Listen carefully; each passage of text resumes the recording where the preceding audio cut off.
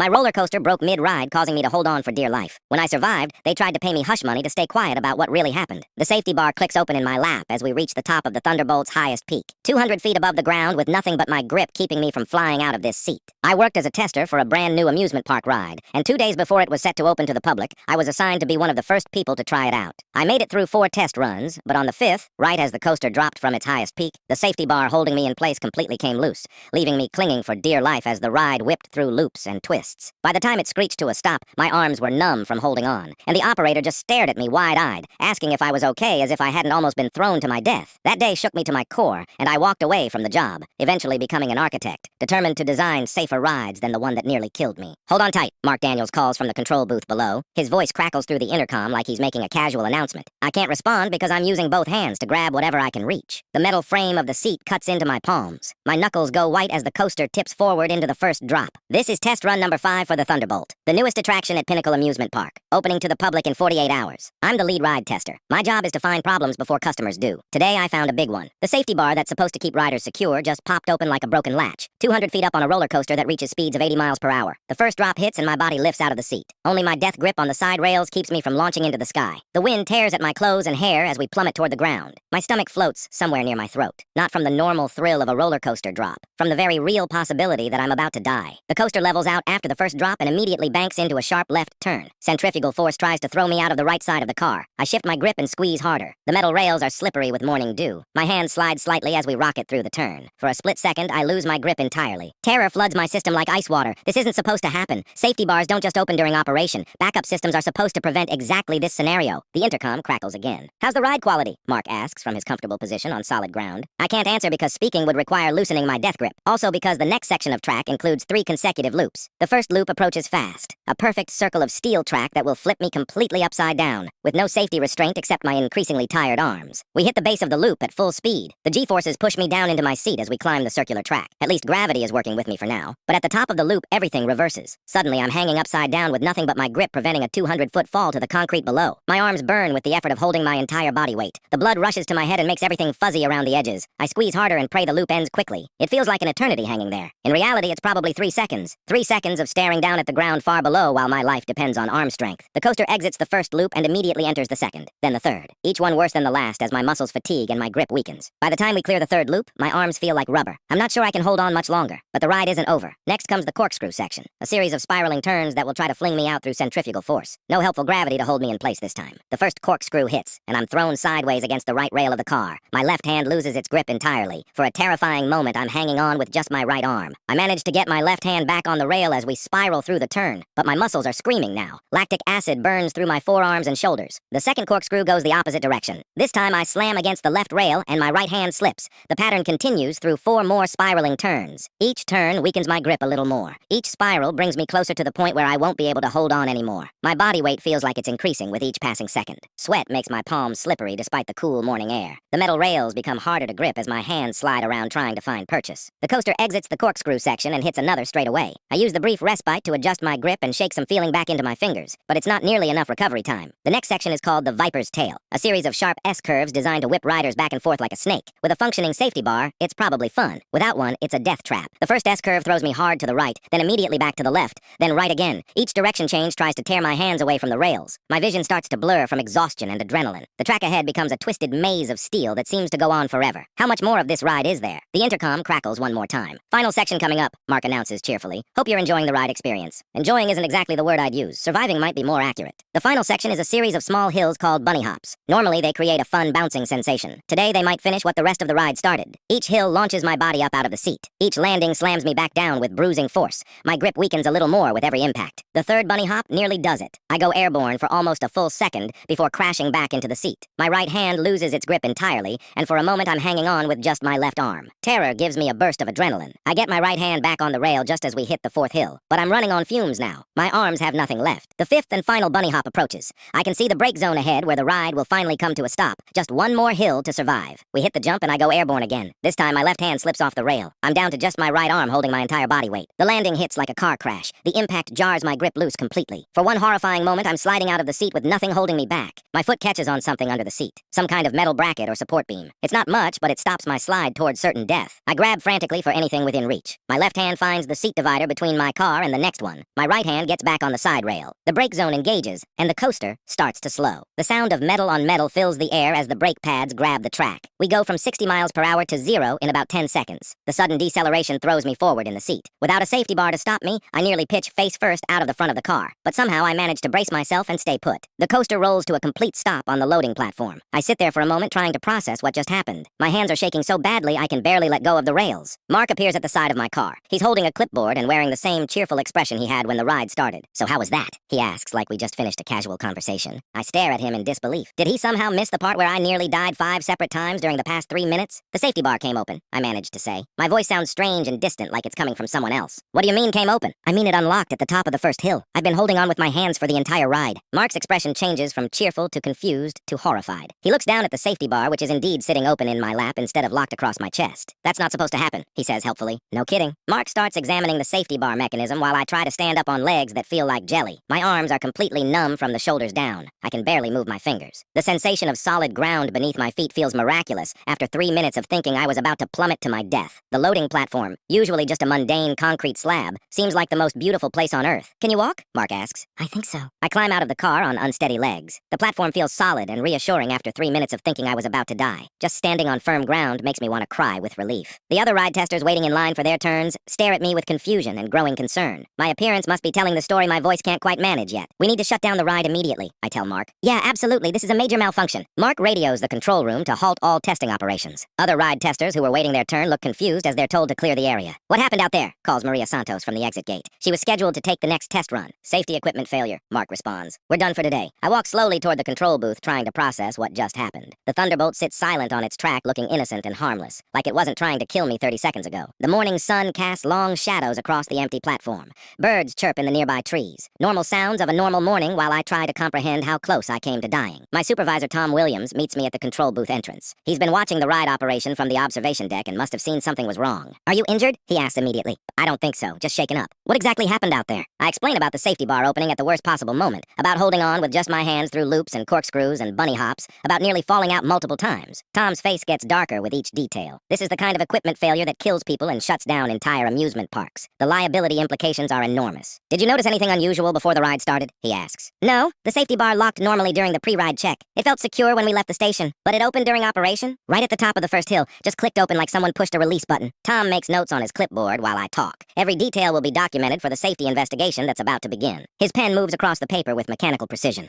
Each question and answer carefully recorded for the lawyers and insurance investigators who will inevitably follow. "We need to get you checked out by medical," he says. "I'm fine, just tired. Company policy. Any ride incident requires a medical evaluation." The medical examination takes place in the first aid station near the park entrance. A nurse named Patricia examines my hands and arms for injuries from gripping the rails so tightly. My palms are scraped and bruised from the metal rails. My forearms show finger-shaped bruises where I squeezed myself trying to maintain grip, but nothing serious enough to require treatment. The scrapes sting as Patricia cleans them with antiseptic solution. The pain feels almost reassuring after the numbness of shock. Physical sensations that prove I'm still alive and intact. "You're lucky," Patricia observes while cleaning the scrapes. "Falls from that height are usually fatal." I'm starting to realize that. "How are you feeling emotionally?" "Incidents like this can be traumatic." I consider the question. How do I feel? Terrified, angry, confused, grateful to be alive. It's hard to process everything at once. "Mostly just glad it's over," I tell her. "That's a normal response. You might experience some delayed reaction over the next few days. Trouble sleeping, anxiety, flashbacks. What should I do if that happens?" "Talk to someone. Don't try to tough it out alone." The medical evaluation concludes with Patricia clearing me to return to work duties, though I suspect my ride testing days might be over regardless of medical clearance. Tom meets me outside the first aid station with updates on the safety investigation. The maintenance team is already examining the Thunderbolt's safety systems, looking for the cause of the malfunction. Preliminary findings suggest a mechanical failure in the locking mechanism, he reports. "What kind of mechanical failure?" "The spring that holds the safety bar in the locked position appears to have broken. When the ride hit the first drop, vibration caused the bar to pop open. Is that a design flaw or manufacturing defect? Too early to tell. The investigation team will determine the root cause." Tom explains that the Thunderbolt will remain closed indefinitely pending completion of the safety investigation. The planned public opening in 48 hours is officially canceled. The news will devastate marketing plans and disappoint thousands of potential riders.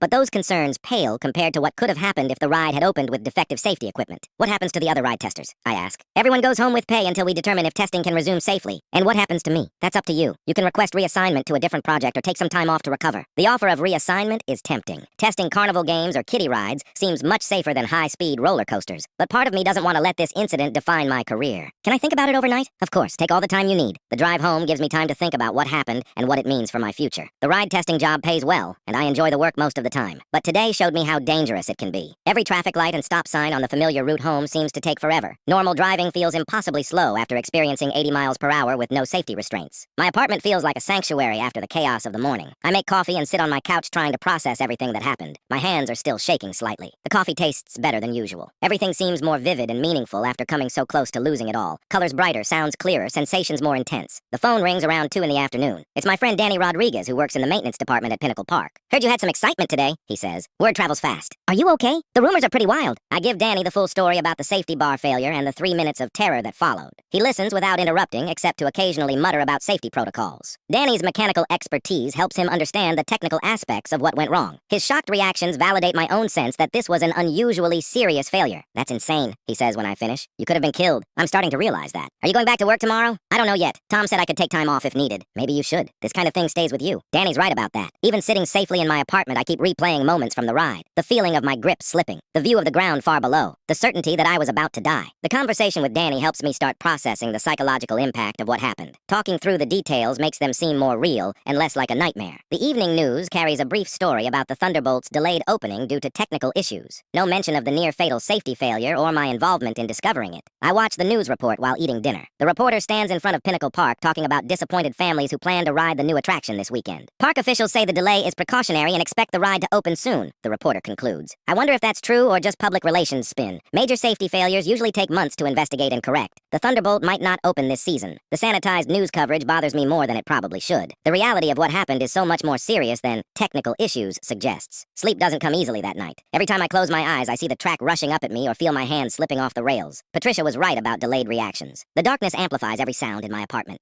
The refrigerator hum sounds like machinery. The settling of the building sounds like metal on metal. Everything reminds me of the ride. When I do manage to fall asleep, my dreams are filled with falling and failing grip strength. I wake up multiple times reaching for rails that aren't there. The next morning brings a call from Tom Williams, asking me to come in for a follow-up meeting. The investigation team wants to interview me about the incident, while the details are still fresh. "How are you feeling today?" Tom asks when I arrive at his office. "Better, still processing everything?" "That's understandable. You've been through a traumatic experience." The investigation team consists of 3 engineers from the ride manufacturer and 2 safety inspectors from the State Amusement Device Bureau. They have detailed questions about every aspect of the ride experience. The meeting room feels formal and intimidating. Legal pads and recording equipment spread across the conference table. Multiple copies of technical diagrams and safety specifications. "At what point did you first notice the safety bar was loose?" asks lead investigator Amanda Sawyer. "Right at the top of the first hill. It just clicked open like a door latch." "Did you attempt to close it again?" "No, I was too focused on holding on. Plus it was opening and closing repeatedly during the ride." "Opening and closing repeatedly?" I explain how the broken safety bar would sometimes swing back into position during certain parts of the ride, but it never stayed closed for more than a few seconds. "That suggests the locking mechanism was completely compromised," Amanda notes. "The spring assembly shows clear signs of metal fatigue," adds manufacturing engineer Mike Thompson. "This was a gradual failure, not a sudden break." "How long was this part failing before it gave out completely?" I ask. "Hard to say without more analysis, possibly days or weeks." The implication is disturbing. The safety bar was slowly failing during previous test runs without anyone noticing. I could have died yesterday or the day before if the part had chosen a different moment to break. "Were there any warning signs during earlier tests?" Amanda asks. I think back to the 4 previous test runs I completed on the Thunderbolt. Everything seemed normal. The safety bar locked properly and stayed locked throughout each ride. Nothing obvious, though I wasn't specifically looking for safety bar problems. "That's not your job," Mike points out. "The pre-ride safety check should catch mechanical issues. But this failure happened during operation, not at startup," Amanda adds. The investigation continues for 2 hours. They ask about everything from weather conditions to my physical position in the seat. Every detail gets documented for their final report.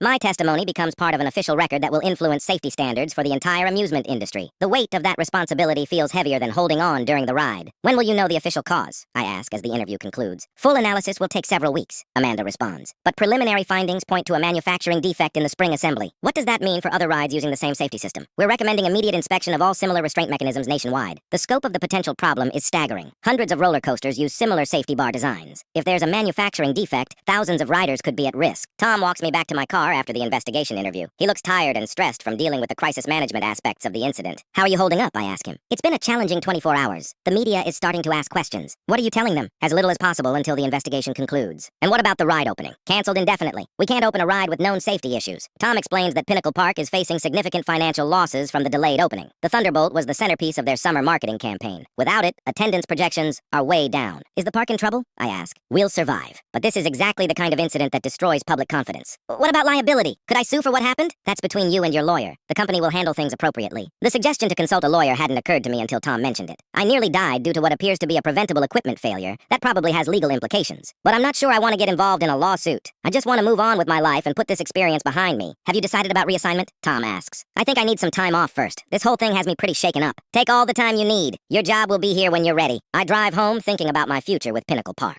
The ride testing job seemed exciting when I started 6 months ago. Travel to different parks, try out new attractions, get paid to have fun. But today changed my perspective completely. Ride testing isn't just about having fun. It's about risking your life to find problems before they kill paying customers. The phone is ringing when I get home. It's my sister Lisa calling from California. Somehow she's already heard about the incident. Mom saw something on the news about an accident at your park, she says without preamble. It wasn't exactly an accident, more like equipment failure. Are you hurt? No, just shaken up. I'm fine. I give Lisa a simplified version of what happened. No point in giving her nightmares about her brother nearly falling to his death. Maybe it's time to find a safer job, she suggests. Maybe. You could always go back to school. Finish your engineering degree. Lisa has been pushing me to return to college ever since I dropped out junior year to take the ride testing job. The money was too good to pass up at the time. I'll think about it. Promise me you'll be careful if you go back to that job. I promise. But even as I say it, I'm not sure I will go back. The thought of getting on another roller coaster makes my hands start shaking again. The next few days pass in a blur of phone calls and meetings. The story of the Thunderbolt safety failure leaks to the media despite Pinnacle Park's attempts at damage control. Local man survives roller coaster malfunction, reads the headline in the morning paper. The article includes quotes from safety experts calling for stricter ride inspection standards. My name is mentioned in the article despite my request for privacy.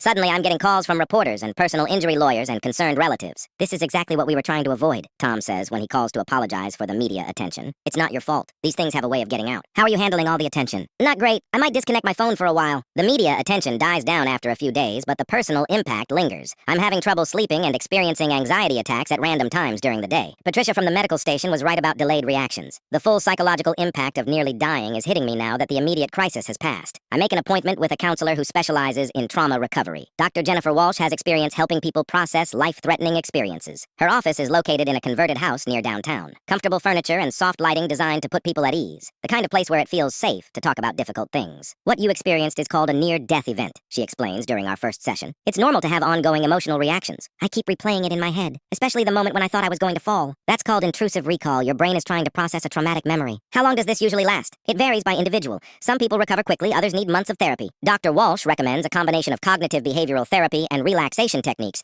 to help manage the anxiety symptoms. She also suggests avoiding situations that might trigger flashbacks. Like roller coasters? I ask. Definitely like roller coasters, at least until you've processed the trauma. The therapy sessions help, but progress is slow. Weeks pass before I can think about the incident without experiencing physical symptoms of anxiety. During this time, the investigation into the Thunderbolt safety failure concludes. Amanda Sawyer calls to update me on the final findings. The spring assembly was definitely defective, she reports. Metal fatigue caused by improper heat treatment during manufacturing. So it was a manufacturing defect? Yes, the part should have lasted 20 years under normal use. Instead, it failed after 6 months. What about other rides with the same parts? We've identified 47 roller coasters nationwide using the same safety system. All are being retrofitted with improved components. The scope of the recall is massive. 47 rides at dozens of theme parks across the country. The manufacturer faces millions in liability claims and retrofit costs. When will the Thunderbolt reopen, I ask. Probably not this season. Pinnacle Park is installing a completely different safety system. And what about criminal charges? The district attorney is reviewing the case. Manufacturing defects that cause injuries sometimes result in prosecution. The possibility of criminal charges hadn't occurred to me. Someone could go to jail because of what happened to me on that roller coaster. A month after the incident, I receive a settlement offer from Pinnacle Park's insurance company. The amount is substantial enough to pay for college and living expenses for several years. They want this to go away quietly, explains the attorney I consulted about the offer. Is it a fair settlement? For a near-miss incident with no permanent injuries? Yes, it's quite generous. What if I turn it down and sue instead? You might get more money, but it could take years to resolve. And there's always risk of losing at trial. I decide to accept the settlement. The money will allow me to return to school and finish my engineering degree without worrying about finances. The settlement paperwork includes a non-disclosure agreement preventing me from discussing details of the incident publicly, which is fine with me. I have no desire to relive the experience for media interviews. Tom Williams calls a few days later to check on my decision about returning to work.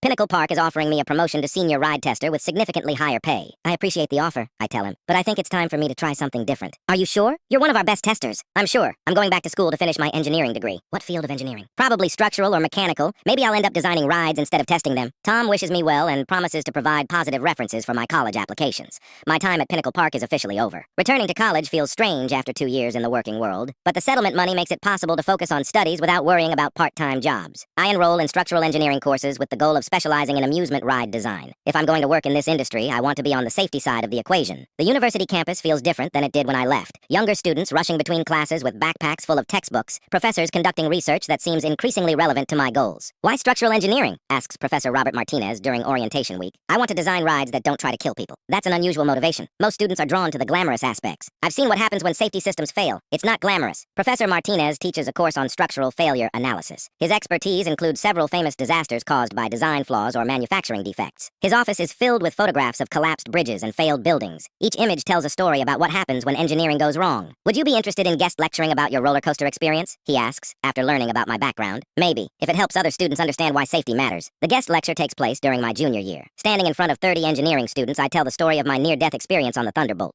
The spring that was supposed to keep me alive failed due to improper manufacturing, I explain. One small part, probably costing less than $5, nearly killed me. The students listen intently as I describe the investigation findings and industry-wide recall that followed. Many seem shocked by how a minor manufacturing defect could have such serious consequences. Several students take notes throughout my presentation. Others ask detailed questions about the technical aspects of the failure. All seem more engaged than they probably are during typical lectures. This is why we study failure analysis, Professor Martinez adds. Every disaster teaches us something about better design. What did you learn from your experience? Asks a student. That safety isn't just about following codes and regulations. It's about understanding how things actually fail in the real world. The lecture generates significant discussion about engineering ethics and professional responsibility. Several students approach me afterward with questions about careers in ride safety. Have you been on a roller coaster since the incident? One student asks. No, and I probably never will again. But you're designing them? From the ground up with proper safety systems. There's a difference. My senior year thesis project focuses on developing improved safety restraint systems for high-speed roller coasters. The work combines theoretical engineering with practical knowledge from my testing experience. The thesis advisor is Dr. Susan Kim, a mechanical engineer who specializes in human factors design. She's intrigued by my unusual background in both testing and surviving ride failures. Your experience gives you insights that most engineers lack, she observes. You know what it feels like when safety systems fail. It's not something I'd recommend to other designers, but it makes you uniquely qualified to improve those systems. The thesis project involves analyzing dozens of different restraint designs and testing them under simulated failure conditions. The goal is identifying design principles that provide multiple layers of protection. Traditional safety bars rely on a single locking mechanism, I explained during my thesis defense. If that mechanism fails, riders have no protection. What's your proposed solution? Asks Dr. Kim. Redundant restraint systems with independent failure modes. If one system fails, backup systems continue protecting riders. The thesis committee approves my design concepts and recommends them for further development. Several amusement industry companies express interest in licensing the technology. The defense takes place in a small conference room packed with professors and industry representatives. My presentation includes detailed engineering drawings and computer simulations of various failure scenarios. Graduation arrives 4 years after my near-death experience on the Thunderbolt. My parents attend the ceremony, proud that their son has turned a traumatic incident into educational and career motivation. What's next? My father asks during the graduation dinner. I've accepted a position with Apex Ride Systems. They design safety equipment for theme parks. Will you be traveling to test sites? No. This time I'll be in the engineering office designing systems for other people to test. That sounds much safer, my mother observes with obvious relief. The job at Apex Ride Systems focuses specifically on developing improved safety restraints. My first project involves redesigning the exact type of spring assembly that failed on the Thunderbolt. Your personal experience with this failure mode is invaluable, says project manager David Miller. You understand the consequences in ways that theoretical engineers don't. I definitely have strong motivation to get it right. What specific improvements are you proposing? Multiple independent springs, stronger materials, and fail-safe locking mechanisms that engage even if the primary system breaks. The improved design takes 6 months to develop and another year to test. Every component is analyzed for potential failure modes and strengthened accordingly. When testing begins, I'm invited to observe but decline to participate as a test rider. Watching other people test my designs is stressful enough without putting myself at risk again. The new restraint system passed all safety tests, David reports after completion of the testing phase. It's virtually impossible for riders to fall out even with complete primary system failure. What about manufacturing quality control? We've implemented enhanced inspection procedures to prevent the defects that caused your incident. The improved safety system enters production and begins appearing on new roller coasters within 2 years. Industry publications praise the design for its redundant protection and fail-safe operation. Designer inspired by near-death experience creates safer rides,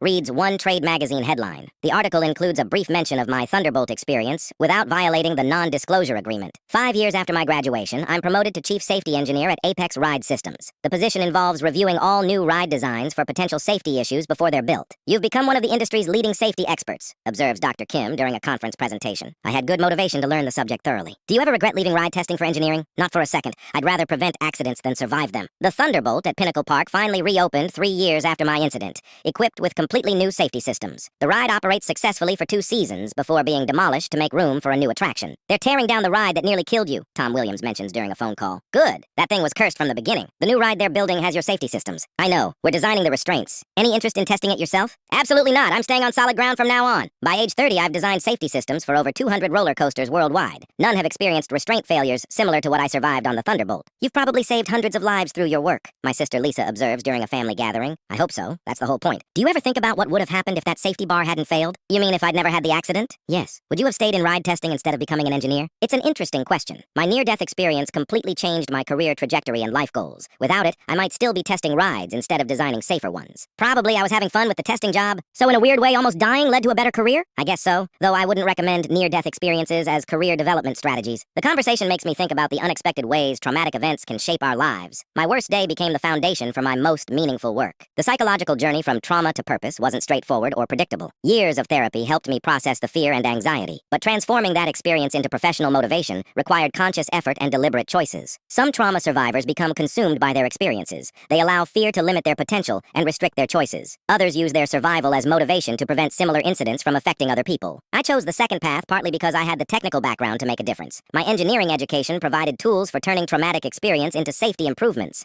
Not everyone has that opportunity or those resources. The responsibility of using my experience constructively weighs heavily on my decision-making. Every design choice reflects lessons learned during those terrifying 3 minutes on the Thunderbolt. Every safety feature represents my commitment to preventing other people from experiencing what I survived. Today, I'm 42 years old and haven't been on a roller coaster in 20 years, but I've designed safety systems that protect millions of riders annually. The nightmares stopped years ago. The anxiety attacks are just a memory. The trauma of nearly falling to my death has been transformed into purpose and professional mission. My personal transformation mirrors the industry-wide changes that occurred after my incident. The Thunderbolt failure exposed systemic weaknesses in ride safety standards. My survival and subsequent career contributed to comprehensive improvements in restraint technology. The amusement park industry today is fundamentally safer than it was 20 years ago. Advanced materials, redundant safety systems, and improved quality control procedures have virtually eliminated the type of failure I experienced. Modern riders enjoy thrilling experiences without the risks that nearly killed me. How do you feel about your experience now? Dr. Walsh asked during our final therapy session years ago. Grateful, I think. It taught me what really matters, which is that safety isn't just about following rules. It's about understanding how systems fail and designing better ones. The therapy helped me process the trauma and find meaning in the experience. What could have been just a terrible memory became motivation for positive change. My office at Apex Ride Systems is filled with photos of roller coasters and technical drawings of safety systems. Awards from industry organizations recognizing contributions to ride safety hang on the walls. But the most meaningful item is a small framed newspaper clipping from 20 years ago. Local man survives roller coaster malfunction, reads the headline. It reminds me every day why this work matters. Somewhere out there, riders are enjoying thrilling roller coasters without worrying about safety because of the systems my team designed. Any regrets about how your career developed? Asks a young engineering intern during a recent visit. None at all.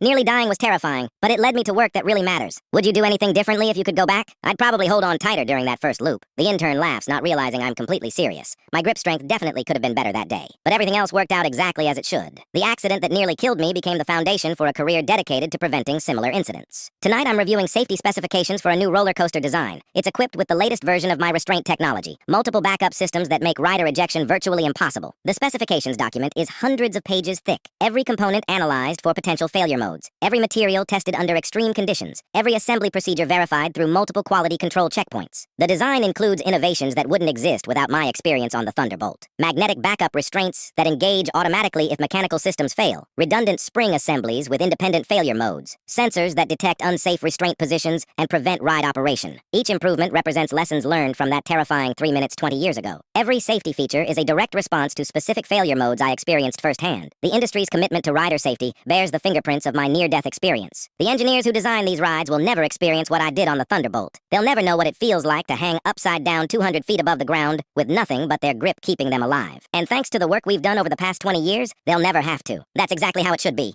Thanks for watching. Don't forget to subscribe, like, and drop your favorite part in the comments. See you in the next one.